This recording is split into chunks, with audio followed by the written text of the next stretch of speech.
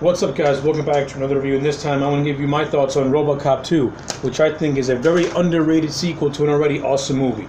RoboCop 2 is directed by Irvin Kershner, who had directed The Empire Strikes Back. Returning cast members include Peter Weller as RoboCop, Nancy Allen as Ann Lewis, Robert Taquoy as Sergeant Reed, with new additions of Belinda Bauer as our corporate villain known as Juliet Fax, and our main villain, Kane, played by Tom Noonan. We also have Denner Hurley as the old man returning, and a few other supporting characters make the return as well. Now, RoboCop 2 it's a good movie. Is it as good as the first? No, it's not.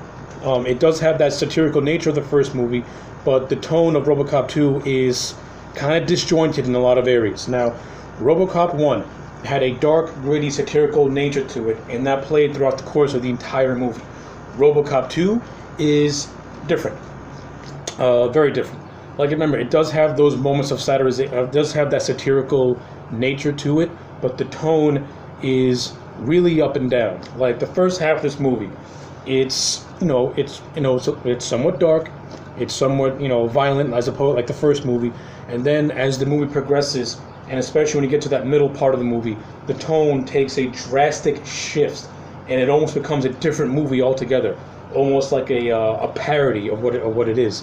And to me, I'm not a big fan when movies change their tone at the midway point. Like, the tone, the beginning of the movie should establish the tone, and that tone should play out throughout the course of the film with no changes. Tonal shifts in movies don't make for good movies. It makes for disjointed movies, because you're in RoboCop 2, you have a lot of violence that goes on at the beginning of this movie. There's this drug on the street called Nuke, and it's plaguing the city. People are killing other people for this drug, and you have this messianistic cult leader named Kane, who is responsible for the creation of this drug, and is profiting off of it. So he pretty much has a stranglehold of the city right now in terms of the streets. You got the police force on strike. Very few people are on the field, and RoboCop, he's doing the best he can to try and clean up the streets with very little help. And we see that play out from the beginning all the way down to the middle section when RoboCop and Kane have their initial meeting, and Kane pretty much obliterates RoboCop. He and his goons, they strip him, and they just pretty much leave him for dead. And this is when OCP comes in, and they pretty much are refusing to fix RoboCop. But they end up fixing RoboCop, but in so doing so, they fuck around with RoboCop's, directives and initiatives, and they pretty much pussify him in a way. And then once that happens, the movie takes a drastic tone from being, somewhat somber and violent. We go from a scene where Kane pretty much forces a little kid who is in his gang, and they don't explain how this little kid got into his gang, but he is in his gang. We don't know what the connection is with the kid known as Hob and Kane. But anyway, there's this character called Duffy who's a crooked cop and is addicted to Nuke, and he's working with Kane, pretty much giving him information about where the cops are going to be, so that Kane is mentally prepared to take them down. He ends up spilling information to RoboCop. Kane finds out. They kidnap Duffy. They toy with him, thinking that nothing bad's going to happen to Duffy. And then the next thing you know, Duffy's getting cut open with a scalpel right down the middle of his chest, and Kane's forcing this kid to watch it, and you can see the horror and cringe in this kid's eyes as he's seen this man pretty much be killed and tortured alive. And that is a dark moment of the movie. And then midway through the movie, you switch on to RoboCop acting all pussifying, saying bad language makes for bad behavior, and you only hurt the ones you love.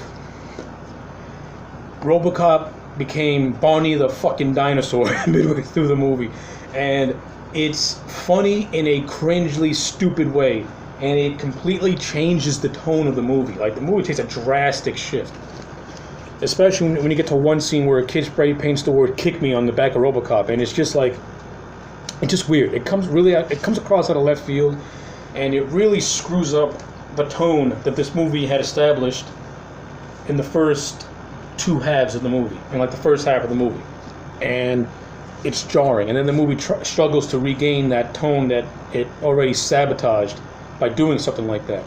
And the last half of the movie is just like a disjointed mess. I mean, it's not horrible, but it's a mess. And I think you could have done the whole sabotaging of RoboCop in a better way that wasn't so stupid. Because, that wasn't so stupid, because it was kind of dumb. So, yeah, I do have a problem with the whole tonal shifts of this thing. I also got a problem that there's a lot of storylines this movie sets up and doesn't even come close to exploring. The big one for me is RoboCop, pretty much, stalking his family, trying to, get these memories back into his mind. And I would have liked this movie to explore the idea of RoboCop trying to assimilate the life he once had as Alex Murphy and seeing how that would have played out. But the movie, brings that idea up, and then it completely abandons it 2 minutes after it brings it up. You never see it again, which I think was a big mistake, because that could have added so much depth to an already cool character that RoboCop already has. We have another character known as Juliet Bax, who is our corporate villain, and her whole thing is that she thinks that RoboCop is obsolete and it's time to upgrade RoboCop with RoboCop 2, which is a good little satirical thing going on there. But her idea is, now they're using cops to try and recreate the RoboCop thing, but those cops end up killing themselves when they find out that they've been turned into a machine, because in her idea, cops are so macho and so proud and so body proud and shit like that, that to see themselves what they are, they kill themselves.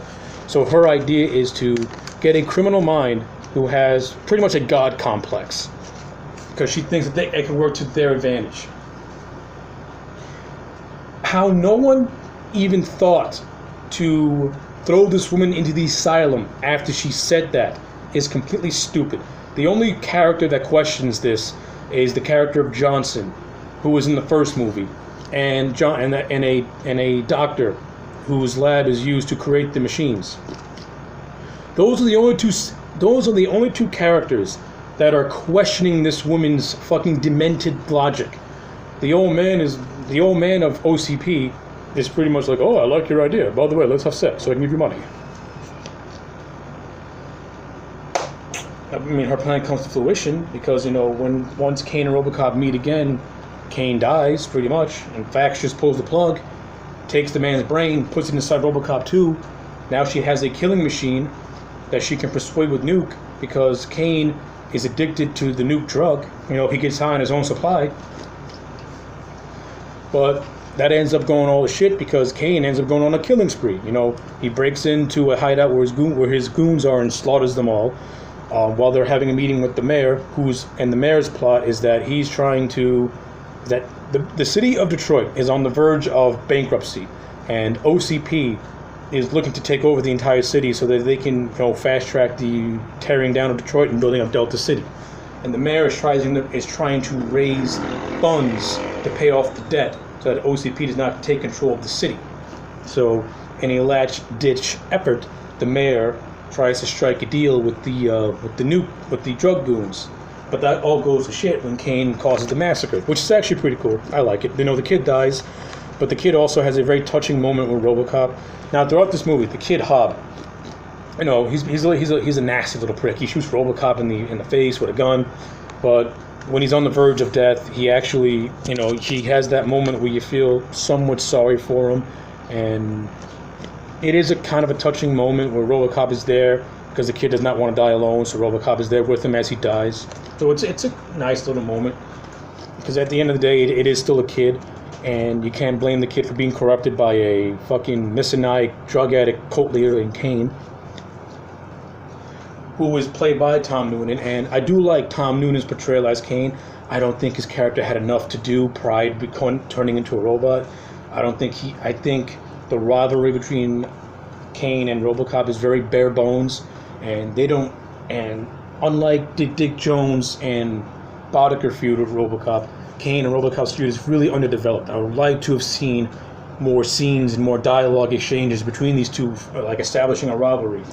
Because in the movie, it just plays out as a cop trying to take down a drug ring. And you could have done a lot more with that, since this drug dealer is also a guy with a messiah complex. And he's being portrayed very, sinisterly by Tom Noonan, who puts on a great portrayal, And Tom Noonan gives this man tries to give this man more of a Marlon Brando, Apocalypse Now, mythic presence to him. But again, there's not enough scenes to further explore that idea, which I think is a big flaw of this movie, and I think could have saved it, and I think could have made it so much better. The two things this movie could have done to make it better is expand on Murphy trying to re-assimilate with his family, and expand on the robbery with Kane and RoboCop. This movie could have been on par with the first in terms of quality and which one you can debate is better than the other. But it does not do that, and it just barely touches on it, and that's a flaw for me. I need a villain and a hero that have a good robbery going on. But other than that, the action's well shot. Irvin Kershner, a great director. The cinematography is vastly different from the first movie. Like the first movie had a dark, gritty tone to it, had a dark grittiness to it. This one has a more bright and colorful cinematography to it. So it's a good contrast in a way. The action scenes are over the top and fun as usual. They are violent, especially the scene where Duffy gets cut open, and the final fight between Kane and RoboCop in robot form is just over the top awesomeness. They just beat the shit out of each other, and they just cause a chaos, and it's fun to watch. So yeah, those are pretty much all my thoughts on RoboCop 2. Like at the end of the day, I really do like it. Now, I didn't really cover everything in this movie. There's a lot more things that this movie has to offer. I just covered what I thought were the more important moments to me that I liked and could have been improved upon. But at the end of the day, I'm going to give RoboCop 2 an 8 out of 10. I do like it. I like it a lot. And when you compare it to RoboCop 3 and the remake, RoboCop 2 is a quality movie compared to the RoboCop 3 and the remake, which are garbage. But yeah, the acting is fine. The action sequences are well done. For the most part, the characters are well done. Nancy Allen as Ann Lewis, she had her moments here and there, but she had her moments here and there, and I still like the relationship between her and Peter Weller. They still work off well with one another. So that was good too. So yeah, at the end of the day, 8 out of 10. Fix the tone. Fix some of the character moments, and this thing could have been an easy 9 to a 10. Instead, I'm going to give it an 8. And that's all I got to say about RoboCop 2. Let me know what you think in the comment section below. Like the video, subscribe to the channel. I'll check you back next time for more. Later.